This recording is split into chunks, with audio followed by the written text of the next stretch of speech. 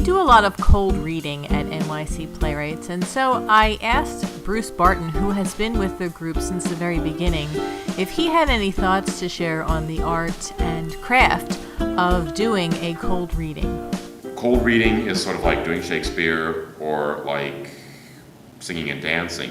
There are people who have an inherent ability to do it and other people who aren't as good at it. That has absolutely nothing to do with whether or not they can act. I know actors who are wonderful cold readers, and you cast them and they never give you anything more than what they got in the cold reading. They can't take it any further. I also know some very good actors I've worked with who aren't good cold readers, but they'll give you an amazing performance.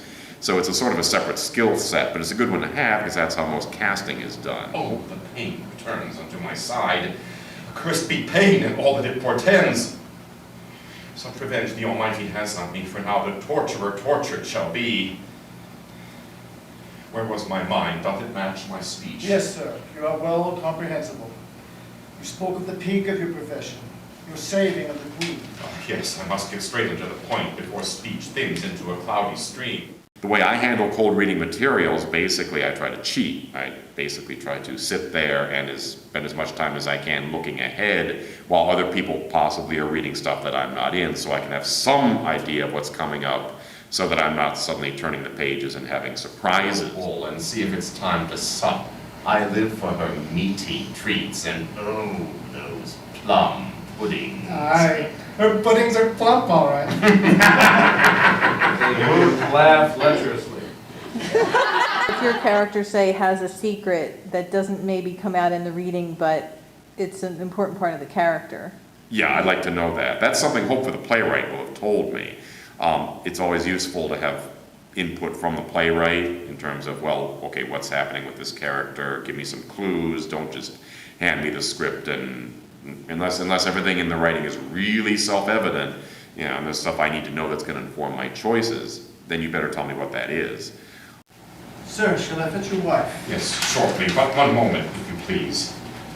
Take note, Ingram, for each have our day. And recognized as such, we must relent to sharper forces, more alert than ours. And this I know as sure as I lie here. You too will have your day. And only when it's done will you look back and see the truth in what I tell you now. So recognize it then, and be content.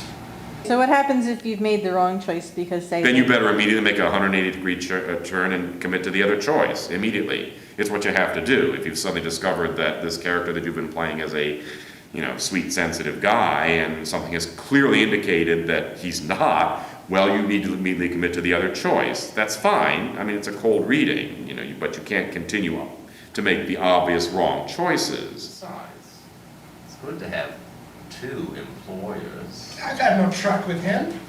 No, but I have. And our good friend Ingram Fraser has favor with Thomas. Yes. And did I not overhear them of late talking of Fraser going into his employ? Why, that's excellent news. Fortune is on our side. As a playwright, take some responsibility and say, clearly something in the way I wrote that led them, even in an ice-cold glacial reading, to make a completely wrong choice. Maybe I should look at that line and try to make it a little bit more actor-proof, make it clearer. Because if something in them made that choice, look at the possibility that it could be in the writing and isn't just the function of it being a cold reading, that it isn't just that it's not been rehearsed, but that maybe something in there leads an actor to make a bad choice. Look at the possibility that's something that might need a little tweaking.